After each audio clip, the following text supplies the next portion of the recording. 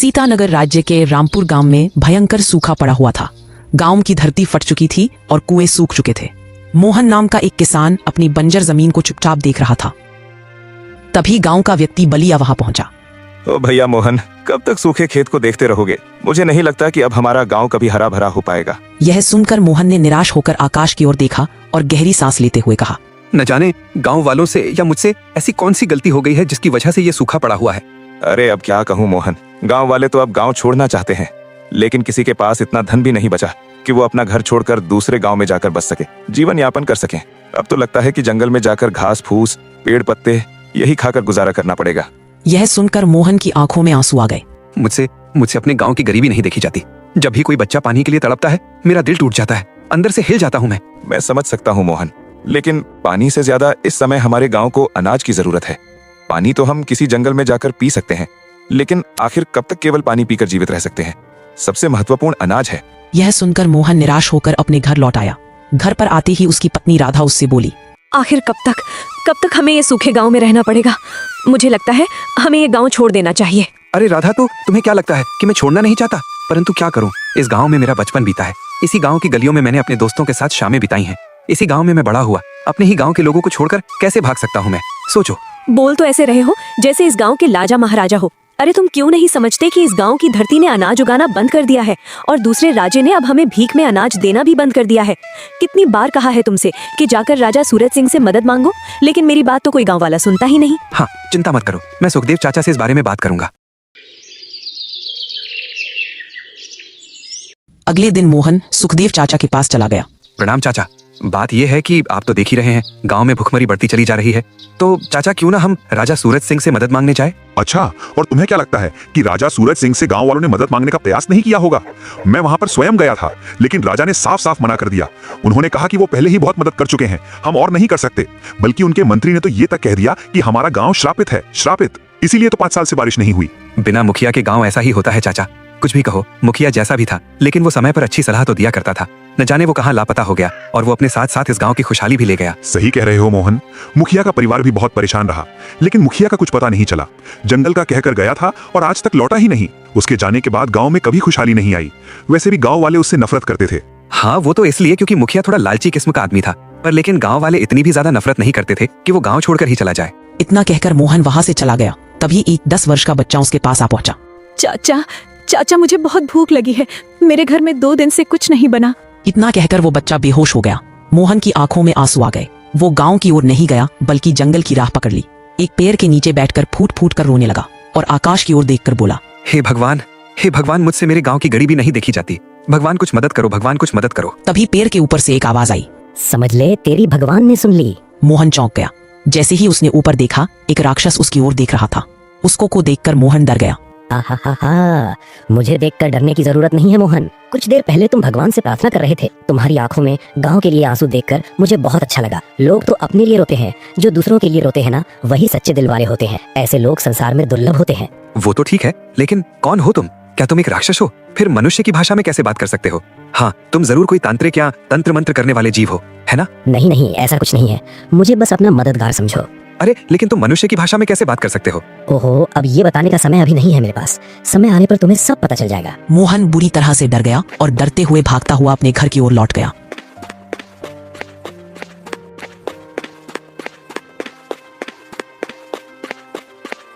और हाफता हुआ अपने घर पहुंच गया।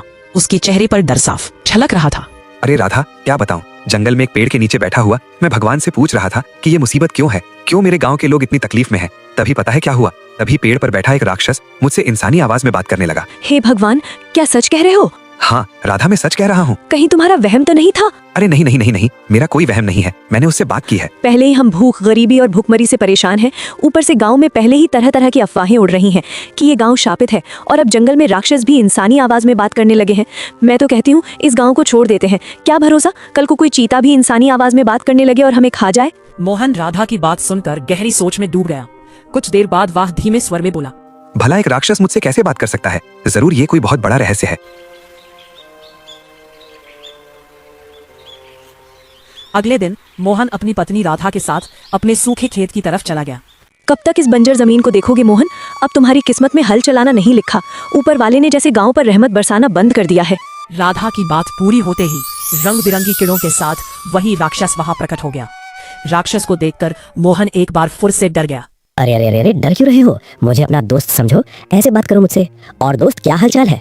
और मैं तुमसे कहूंगा, मैं बढ़िया हूँ दोस्त। देखो, कल तुम मेरी पूरी बात सुने बिना ही भाग गए थे। मैं तुम्हारी मदद करना चाहता हूँ। मैं जानता हूँ कि तुम्हारे गांव में बारिश क्यों नहीं हो रही है। तुम्हारा गांव वाकई में एक श्राप की चपेट में है। क्या ये क्या कह रहे हो तुम? मैं बिल्कुल सच कह रहा हूँ, लेकिन तुम मेरी बात ही नहीं सुन रहे। तुम किससे बात कर रहे हो मोहन? क्या हुआ मोहन, ऐसे क्यों घबराए हुए हो? दरअसल वह राक्षस केवल मोहन को दिखाई दे रहा था, राधा को वो कहीं नजर नहीं आ रहा था। हैं? तुमने नहीं देखा? अरे तुमने देखा नहीं किस तरह से रंग बिरंगी किरणों से राक्षस प्रकट हुआ और मुझसे बात कर रहा है? क्या बात कर रही हो? क्या तुम्हें भूत नहीं दिखाई दे रहा? भगवान की कसम, लगता है गांव की गरीबी और भूखमरी ने तुम्हारे दिमाग को खराब कर दिया है। कहाँ है राक्षस? मुझे तो कुछ दिखाई नहीं दे रहा। मुझे केवल तुम देख सकते हो मोहन, क्योंकि मुझसे कहा गया था कि जिसका मन सोने की तरह शुद्ध होगा वही मुझे देख और सुन सकेगा। इस गांव में ऐसा कोई भी नहीं है। मैं बरसों से उस पेड़ पर बैठा तुम्हारे जैसे किसी सच्चे इंसान की तलाश में था। न जाने कितने लोग वहां से गुजरे, न जाने कितनों से मैंने बातें की, पर कोई भी मुझे देख और सुन नहीं पाया। पर अब जब पहली बार तुमने मुझे देखा है तो मैं खुशी से झूम उठा, ये सोचकर कि चलो कोई तो है, अरे कोई तो है जो मेरी बात सुन सकता है। हाँ, अब मुझे तुमसे कम डर लग रहा है, सही बताऊं तो। अरे तुम अकेले में किससे बात कर रहे हो मोहन? अरे राधा, ये राक्षस तुम्हें नहीं दिखाई दे रहा, मैं जानता हूँ, लेकिन मुझे दिखाई दे रहा है। इसका कहना है कि वो केवल मुझे दिखाई देगा। यह सुनकर राधा पूरी तरह से डर गई और बोली, हे भगवान, अब इस गांव में और क्या क्या देखना पड़ेगा। इतना कहकर राधा बेहोश हो गई। मोहन राधा को उठाने ही वाला था कि तभी राक्षस बोला, डर की वजह से बेहोश हो गई है, चिंता मत करो, कुछ देर में होश आ जाएगा। अच्छा, अब मेरी बात गौर से सुनो। इससे पहले कि श्राप पूरे गांव को निकल जाए तुम्हें इस गांव को श्राप से मुक्त करवाना होगा, और मुझे भी। क्या मतलब? यूँ समझ लो कि इस गांव से ही मेरा श्राप जुड़ा हुआ है। बस इससे अधिक मैं कुछ नहीं बता सकता, परंतु श्राप कैसे दूर होगा मैं ये बता सकता हूँ। सुनो, तुम्हारे गांव में मुखिया के बाद गांव के लोग सबसे अधिक किसकी बात मानते हैं, बताओ? मोहन गहरी सोच में डूब गया और बोला, हमारे गांव में वैसे तो मुखिया वर्षों पहले लापता हो गया था। उसके बाद देखा जाए तो अगर गांव में सबसे ज्यादा किसी की बात मानी जाती है तो वो तो सुखदेव चाचा हैं। वैसे सुखदेव चाचा भी मुखिया के बराबर ही माने जाते हैं, लेकिन हाँ, मुखिया से वो बहुत अलग हैं, क्योंकि मुखिया लालची था। हाँ, और जो दिखता है वो होता नहीं। सुखदेव पर नजर रखो, तुम्हें बहुत कुछ पता लगेगा। सुखदेव की सच्चाई जानना बहुत जरूरी है। क्या मतलब? जो कहा है वो करो, तुम्हारी विचारधारा सुखदेव को लेकर बदल जाएगी, बस नजर रखो। इतना कहकर वह रंग बिरंगी किरणों में बदलकर गायब हो गया और राधा होश में आ गई। मोहन राधा को सहारा देकर घर ले आया और पूरी घटना उसे बताने लगा। कुछ देर बाद राधा सामान्य हो गई और बोली, मुझे तो उस राक्षस की बातों में कुछ सच्चाई छुपी लगती है। अगर वो कह रहा है कि सुखदेव चाचा पर नजर रखो तो जरूर कुछ होगा, हमें नजर रखनी चाहिए।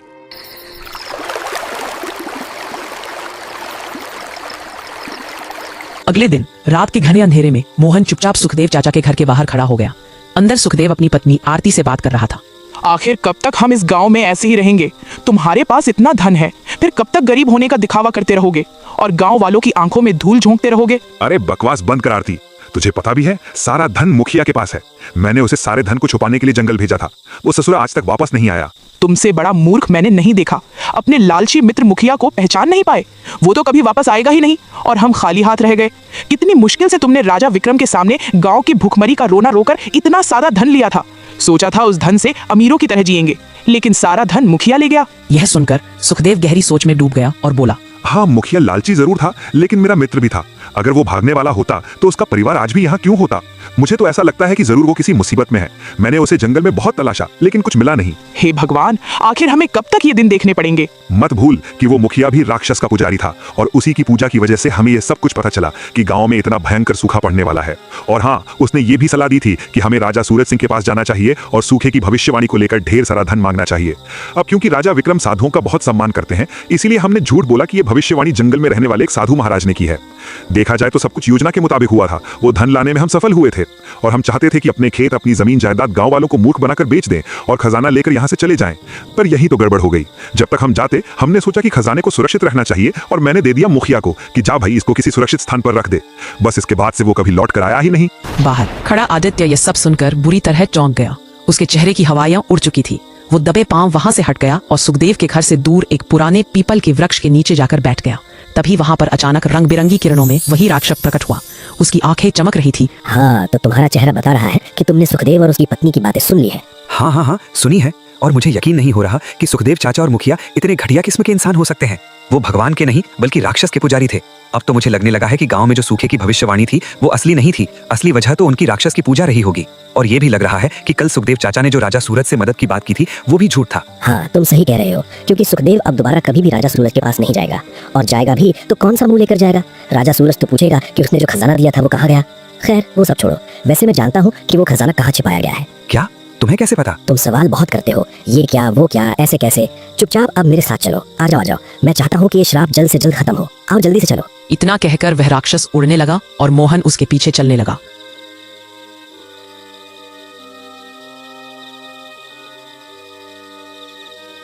उनके आगे एक गहरा डरावना जंगल था, जहां से पेड़ों की परछाइयां भी कांप रही थी। चारों ओर काले सूखे उलझे हुए पेड़ किसी जले हुए श्मशान की तरह खड़े थे। चंद्रमा की रोशनी टूटे हुए बादलों के बीच से छनकर आ रही थी। अरे ये जंगल तो बहुत डरावना है। हम किस ओर जा रहे हैं? डर से बड़ा कोई भ्रम नहीं होता मोहन। चलो, हम गुफा के करीब पहुंच चुके हैं, आ जाओ। मोहन और वह राक्षस जैसे जैसे जंगल के भीतर बढ़ते गए, हवा और ठंडी होती गई। वहां के वृक्षों से काई लटक रही थी। कुछ ही देर में उनके सामने एक विशाल चट्टान आई, जिसके बीचों बीच एक अंधेरी और गहरी दरार जैसी गुफा का द्वार था। उस द्वार से भीतर झांकने पर कुछ भी नहीं दिखता था, बस एक ठंडी और भारी हवा बाहर की ओर बह रही थी। ऐसा प्रतीत होता था मानो गुफा स्वयं सांस ले रही हो। इसी गुफा में छिपा है वो खजाना। मोहन उस राक्षस के पीछे पीछे उस रहस्यमयी गुफा में चला गया। भीतर पहुंचकर उसकी आंखें चौंधिया गईं। वहां अथाह सोना, चांदी और रत्नों का ढेर पड़ा हुआ था। बाप रे, इतना सारा खजाना! हाँ, राजा विक्रम ने अपना आधा खजाना साधु के नाम पर दे दिया था। ये तो उसका कुछ अंश है। अब तुम्हारे सामने दो रास्ते हैं, या तो इस खजाने को लेकर अपने गांव लौट जाओ और सबकी मदद करो, या फिर अपनी पत्नी को साथ लेकर इस खजाने के साथ कहीं दूर जाकर जीवन भर अमीरी में रहो। अरे बकवास मत करो। तुम जानते हो कि मेरे लिए ये खजाना कुछ भी नहीं है। मैं तो बस इतना चाहता हूँ कि मेरे गांव के लोग भूख से ना मरे। मुझे आज भी याद है वो बच्चा मेरे पास आया, भूख भूख कहते हुए बेहोश हो गया। नहीं, मेरे लिए इस खजाने की अहमियत बस इतनी ही है कि मैं सबकी मदद करूं, बस। तभी रंग बिरंगी चमक फैल गई और एक साधु प्रकट हो गया, जिसे पहले मोहन ने कभी नहीं देखा था। मोहन, सवालों के जवाब मैं बाद में दूंगा। पहले ये बताओ, क्या तू इस खजाने को चाहता है या चाहता है कि तेरा रामपुर फिर से हरा भरा हो जाए और आकाश से पानी की बूंदें बरसने लगे? बता। प्रणाम साधु महाराज। अगर मेरा गांव फिर से हरा भरा हो जाए, सूखा समाप्त हो जाए, तो मैं इस खजाने को देखना भी नहीं चाहता। नहीं चाहिए मुझे यह खजाना। इतना कहते ही वही राक्षस रंग बिरंगी चमक के साथ बदल गया। अब वहां मुखिया खड़ा था। यह देखकर मोहन स्तब्ध रह गया। मुखिया जी, आप? हाँ, मुखिया ही श्राप की वजह से राक्षस बना दिया गया था। मुझे मुखिया और सुखदेव के बारे में सब पता चल गया था। वो भगवान के नहीं, राक्षस के पुजारी थे। एक दिन राक्षस इनकी पूजा से प्रसन्न हुआ और प्रकट हो गया। राक्षस ने दोनों को बताया था कि कुछ समय बाद गांव में भयंकर सूखा पड़ेगा। उसने कहा कि राजा सूरज से एक भविष्यवाणी के नाम पर खजाना मांगो। राजा संतों का बहुत आदर करता है। बस इसी का फायदा उठाकर मुखिया और सुखदेव ने राजा से आधा खजाना प्राप्त कर लिया। सुखदेव ने ही मुखिया से कहा था कि वो खजाना कहीं छिपा दे। अब मुखिया इसी गुफा में खजाना छिपाने आया था और तभी मैं वहां पहुंच गया। मैंने उसे बहुत समझाया कि असली प्रकोप उसकी राक्षस पूजा की वजह से ही आने वाला है, मगर वो नहीं माना तो नहीं माना। फिर मैंने उसे श्राप दे दिया कि वो राक्षस बन जाए, और राक्षस बनते ही मुखिया रोने लगा। तब मैंने कहा था कि जब कोई ऐसा व्यक्ति आएगा जिसका हृदय सोने जैसा निर्मल होगा, वही उसे देख सकेगा, सुन सकेगा, और वो व्यक्ति खजाने तक पहुंचेगा तो मुखिया मुक्त हो सकेगा। और तुम वही व्यक्ति हो। अब रामपुर में कभी भी सूखा नहीं पड़ेगा, निश्चिंत रहो। मुझे क्षमा कर दो मोहन। मैं अपने पापों की सजा भुगतने को तैयार हूँ। मुझे क्षमा कर दो। मोहन ने मुखिया को और खजाने को साथ लेकर गांव की ओर प्रस्थान किया। गांव में पहुंचते ही सभी लोग खजाना देखकर चकित रह गए।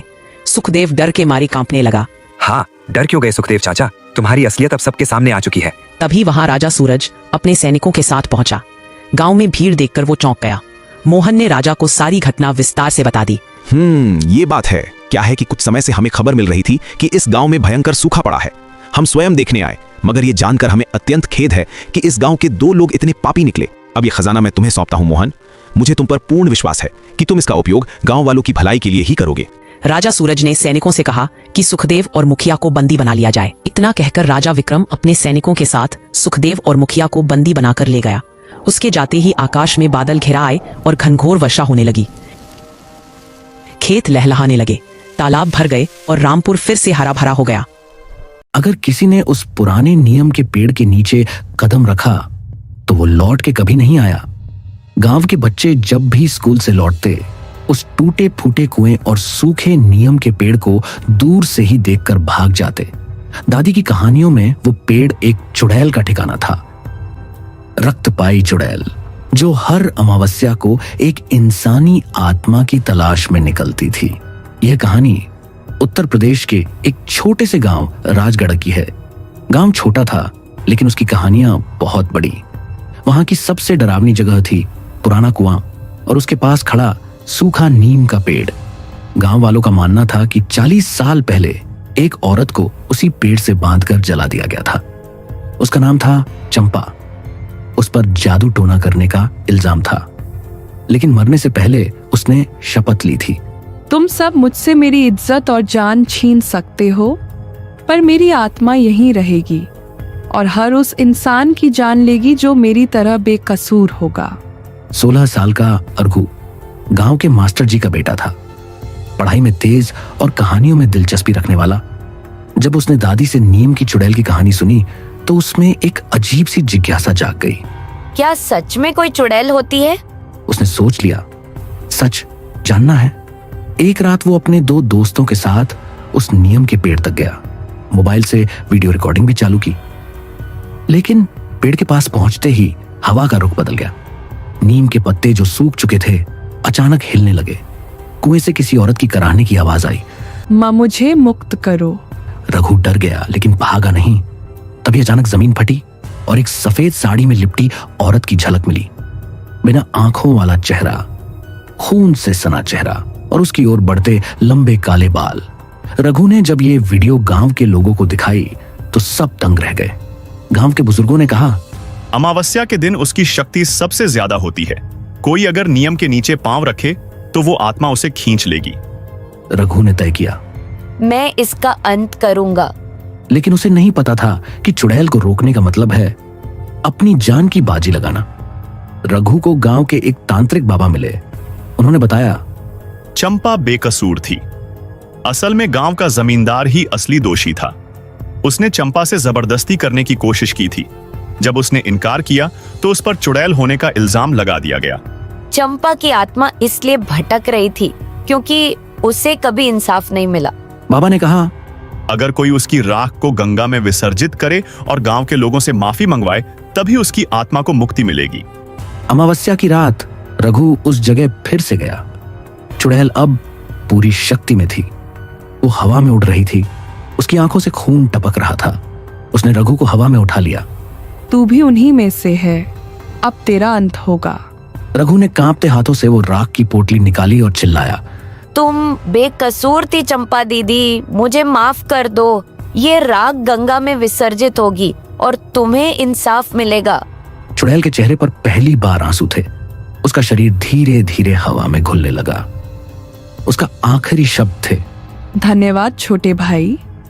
रघु ने चंपा की राख को हरिद्वार में गंगा में प्रवाहित किया। गांव के लोगों ने मिलकर एक मंदिर बनवाया। बेकसूर आत्मा मंदिर बा। नीम का पेड़ अब हरा भरा हो गया था। बच्चों की हंसी वहां गूंजने लगी। कभी कभी बुराई हमारे अंदर के लालच और अन्याय से जन्म लेती है। अगर समाज समय पर इंसाफ ना दे तो आत्माएं भी भटक जाती है।